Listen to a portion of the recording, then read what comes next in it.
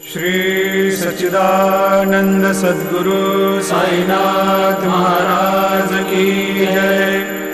जोडोनिया कर चरणी ठेविला माथा, परिसावे विनंती माझी पंढरीनाथा।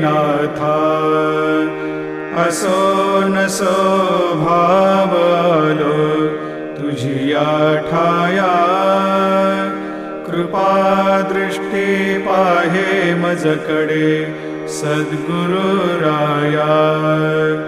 अखंडित सावे ऐसे वाटते पायी, सांडोनी संकोच ठाव थोडासा देई।